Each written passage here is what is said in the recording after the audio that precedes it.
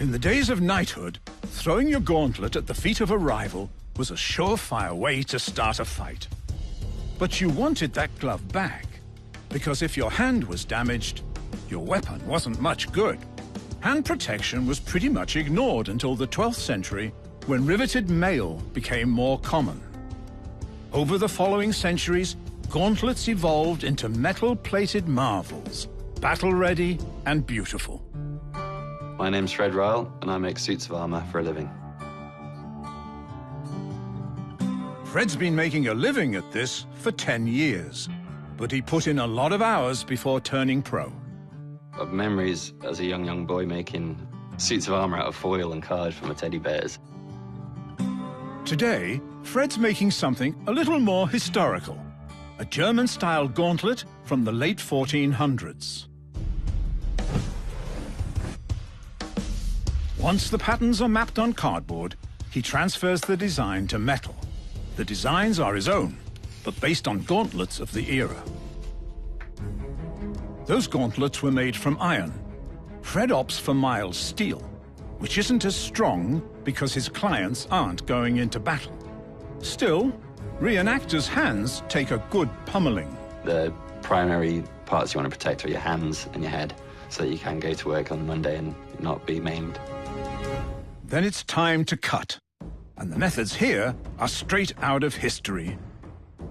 A guillotine is one option. It's limited because you can't really do any curvature with that. It's more about straight cuts. When there is a curve to manage, Fred uses shears. You can do even tighter curves if you need to with the chisel. He'll file down the sharp edges before he really leans into his work. To shape the metal, Fred brings the hammer down. Lots and lots of different hammers, different flavors, different faces, different weights. As you'll see, there's a huge variety of different ways to hit metal. The first metal hand protection was mail mittens or gloves that hung from body armor. They emerged in the 12th century. This step is called rough dishing. A curve-faced hammer stretches the steel evenly. It's usually done into a wooden former because it leaves less creases and less scarring. This gives the plates their basic shape. Next, Fred smooths out the initial blows with a smaller hammer and a metal bowl. This is called planishing. Now I have to make it fit and flow the hand by using these long-faced hammers called raising hammers to work from the inside of the piece to make it curve to fit the hand. For the plates in the cuff, Fred uses a flatter hammer face on an anvil to create an outward curve. With a flat hammer, it just takes it in one plane. So if you imagine working clay or pastry, if you kind of roll it with a pin, it'll go one direction but not the other. So it's similar. And the heavier anvil just gives me more resistance. All the energy from the hammer is transferred straight into the metal. So yeah, by scaling up and using a narrow hammer, I can quickly turn a flat sheet into a swelled cuff. In the second part of the 13th century, plate mitten gauntlets were developed, often with a base of leather and simple iron plates stitched over top. So far, all the forging has been done on cold metal. That changes for the compound angles needed to shape the knuckle peaks. The metal is heated to 700 degrees centigrade.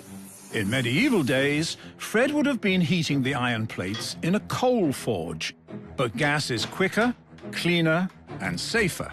If you try and do it just on cold work, you can end up putting stresses and fatigue into the material, which will then result to cracks or fissures.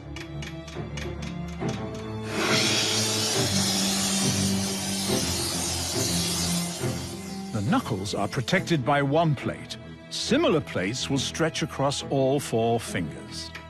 Gauntlets with individual fingers looked pretty, but weren't as good for the down and dirty. The single plate dissipates the percussive energy from the impact over a greater area. If you've got an individual finger, someone strikes it, you won't get cut, but you can still break the digit and the bone can be crushed. A single broken finger that makes it difficult to grip your weapon could be the difference between life and death.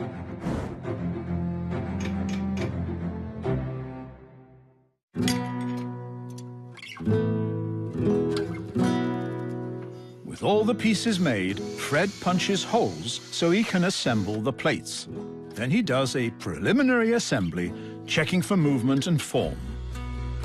If they don't fit, then you get impingement and your nerves get jammed, so you end up with weird sciatica and pain going up and down your arm. With practical needs met, it's time to start making the gauntlet look gorgeous. Adding ridges and creases is called fluting.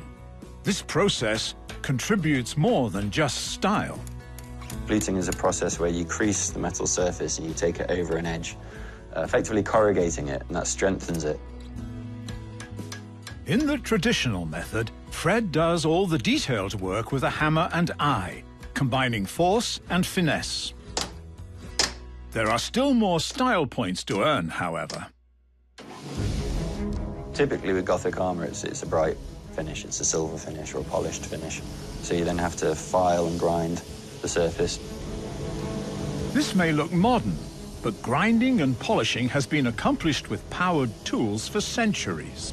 People assumed that all of it was done by hard labor and graft, but the medieval era was quite good at harnessing the power of water. So they used big water mills and driven wheels that were then transferred from an axle, and then off that you could run a big stone grinding wheel or a wooden wheel with a leather strap on it that buffed the surface. After the grinding comes a nice polish to make all the hard work shine. All the pieces look spiffy. It's time to put them together.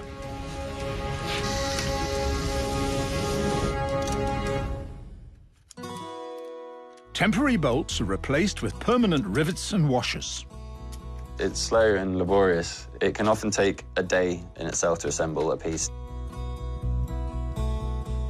Final stage is attaching the metal to a leather glove.